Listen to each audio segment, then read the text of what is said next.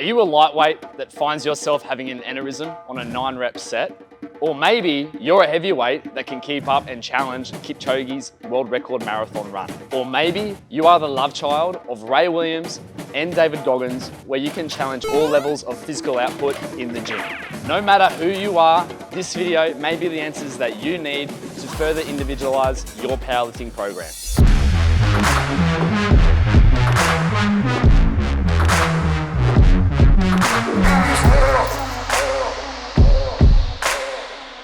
Welcome back to another video, guys. Just want to firstly start off with thanking all of you for your support on Instagram and YouTube and all the content that we've been putting out lately. We really appreciate the time that you put into viewing and supporting all of our channels and our content. So today we're going to run through a scale that we use here at Hunter Performance Center to further individualize our powerlifting programming.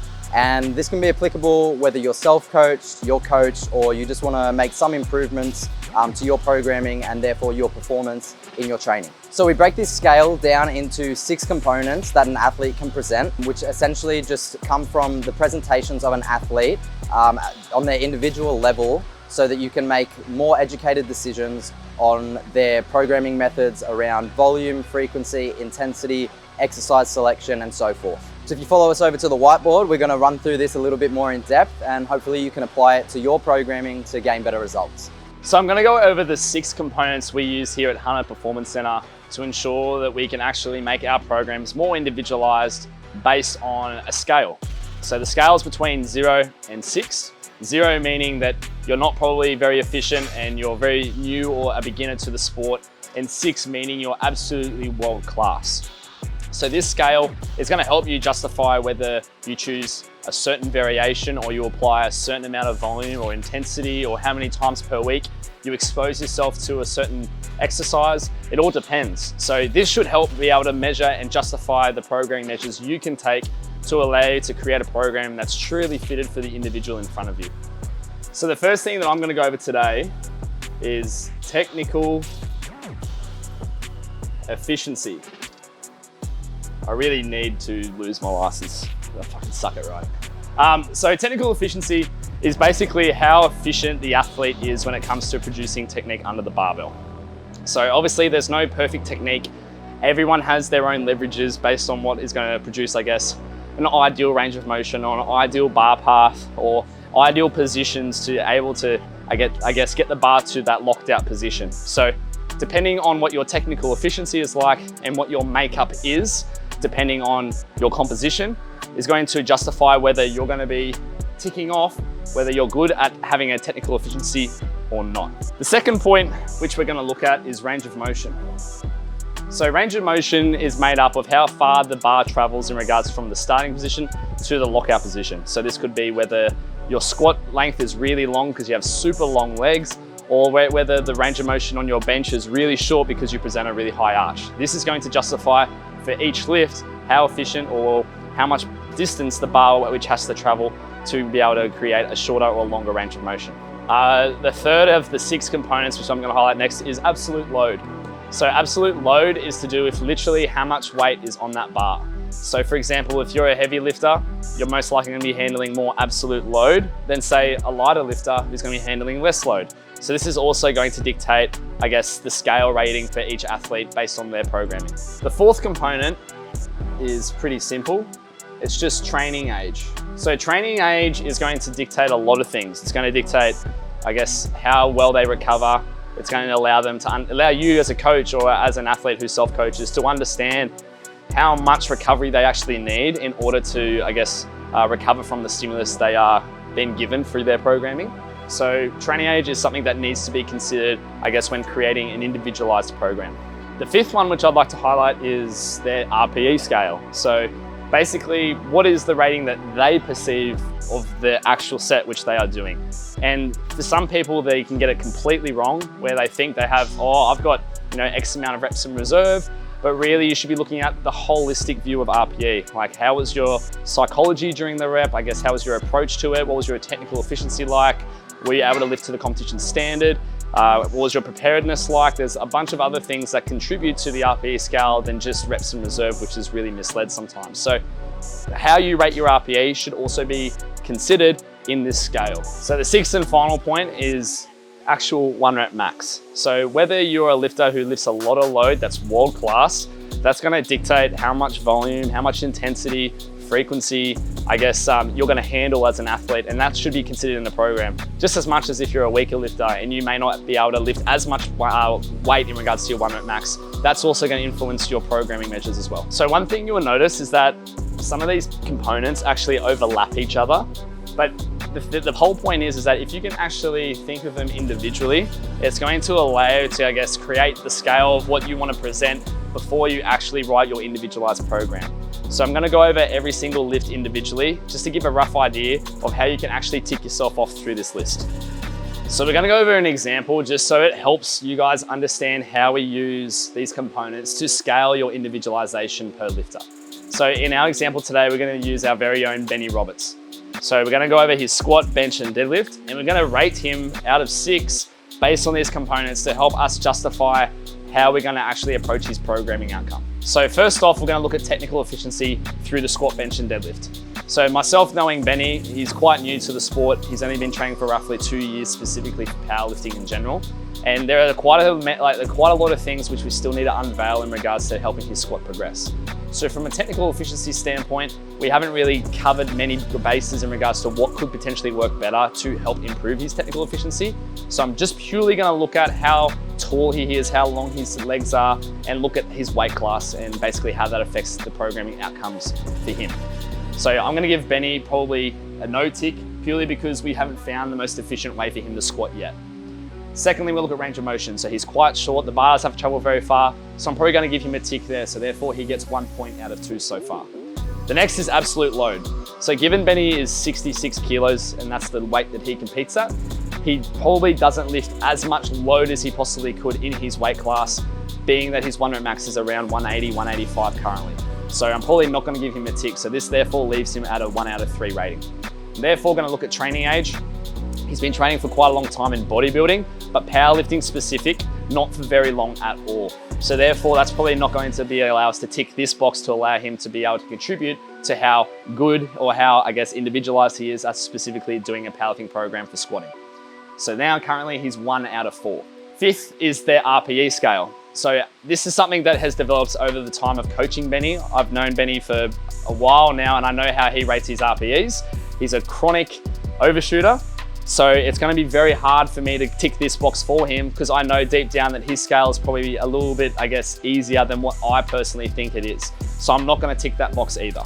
6 is actual 1 rep max. So his actual 1 rep max being 180, 185 kilos is not of the higher competition standard we see here in Australia. So therefore, we're probably not going to tick that box either. So therefore, Benny Roberts' squat rating is a 1 out of 6. So given that it's a 1 out of 6 means that we're probably going to look at some very basic introductory programming to allow Benny to express and be able to tick off more of these boxes down the track as he gets better in the sport. The next point is bench. So bench for Ben is his technical efficiency is quite good. He's got very short arms. He's very extended through his T-spine. He can get into a position that not many people can get into based on his training age. Okay, so you're seeing how it's overlapping, but if we're looking plainly at the fact that his technical efficiency is quite good, I'm gonna give Benny a tick. Range of motion, incredibly short, very efficient. It's gonna allow him to obviously lift more load than say someone else because the bar doesn't have to travel very far. So he gets a tick. Absolute load. Now, Benny isn't lifting an absolute load amount of a lot during each week because his program, I guess, based on these 2 factors is going to be quite specific. So he's going to be doing a lot of volume, not very much heavy absolute load in his hands. So I'm probably going to skip that one. His training age. He hasn't been training for very long. He's making very rapid progression. But in saying that, because of the consideration of these range of motion, he can handle high frequency. So therefore, I don't think we should be ticking this box just yet, just purely because of the fact that he's only been lifting for 2 years. Fifth, their RPE scale. So much similar to the squat, Benny tends to overshoot quite a fair bit in his programming, so I'm probably gonna leave that one out. It's a lot easier with benching program to kind of have your own RPE scale because it is so, I guess, methodical in regards to adding load each week in smaller amounts. But that still doesn't mean that Benny is going to be overshooting or undershooting. I just believe that he probably is being a little bit harder on himself when it comes to his RPE scale in the bench program. Actual 1 rep max, I'm actually gonna tick this one purely because of the fact that he nearly benches double body weight at 66 kilos. And to me, that's quite a heavy bench for anybody in this, I guess, training age of powerlifting. So therefore, overall, Benny has a 3 out of 6 on bench. And this is gonna help me understand, okay, Benny is a 3 out of 6. It's gonna allow me to understand what exercises I can actually program him, how much volume I can give him, based on the things that I have checked off and the things that I haven't checked off just yet. All right, so the last one we'll go over is deadlift. Okay, so rating again, Benny Roberts' deadlift. Technical efficiency, we just went to sumo. So you can imagine it's not that good. It's quite a beginner when it comes to the sumo deadlift, so I'm not gonna tick that one. Range of motion, it's actually not too bad considering how short his arms are, but I'm still not gonna tick it because I'm thinking, okay, is this a really good range of motion? Because remember, it's only a 0 or 1 rating, and you need to be over that 50% mark to actually want to consider ticking that box. Absolute load, so he doesn't handle that much absolute load, so it's probably not gonna be worth ticking that either, because at the end of the day, being a newer lifter to the sumo deadlift, I'm probably gonna be giving him more volume than what I am intensity to be able to improve his technique. Training age, obviously he just went to sumo, so I'm not gonna obviously tick that box either. Considering in the past he's conventional, he's been doing that for many years, I probably would have ticked that box. The RPE scale, and this is a general theme across the squat and bench already as discussed, but he tends to overshoot quite a fair bit, so I'm not gonna tick that purely just because of the fact that it's not worth ticking, because I know deep down he probably thinks that he's stronger than what he actually is. Actual 1 rep max. So Benny's 1 rep max is actually really close to his squat, purely because of the fact that he's got such short arms. So I'm probably not gonna tick it considering other people in his weight class are above 200 kilos. And that's something that we're working towards to eventually tick this box. So unfortunately, Benny has a 0 out of 6, but this means that we can use the very basic programming principles to justify how we're gonna actually implement exercises, volume, intensity, frequency, all those principles, how we apply that matters so much more than say an advanced lifter.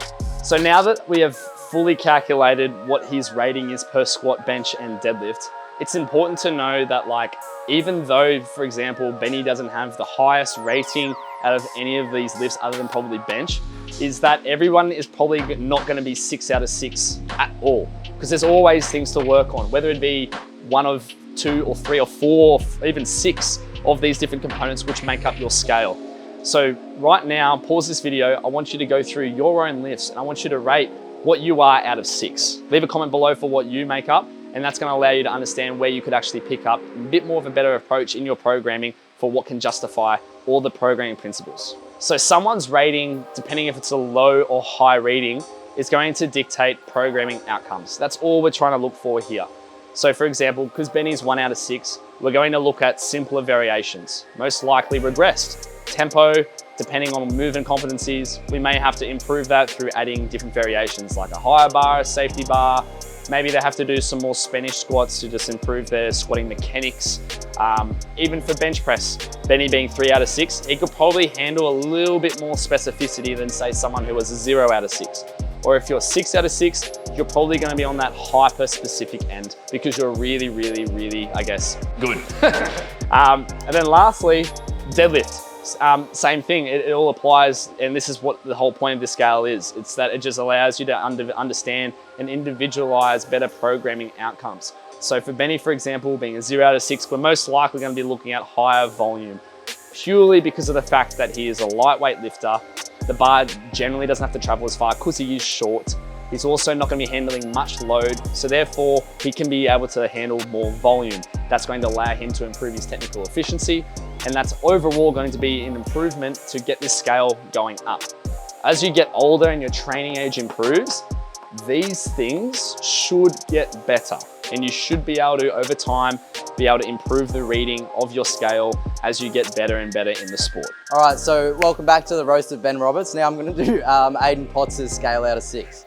Aiden didn't hit a PR for 2 years and his knees are always sore, so I'm gonna give him a 1 out of 6. His bench press, he can't double over 150, so I'm gonna give him a 0 out of 6. And then his deadlift is pretty good. So I'll give him a 4 out of 6, just because I'm a good bloke. But yeah, that gives Aiden an overall score of 1 plus 4, 5 out of 18. So well done, mate. All right, well that just about wraps it up.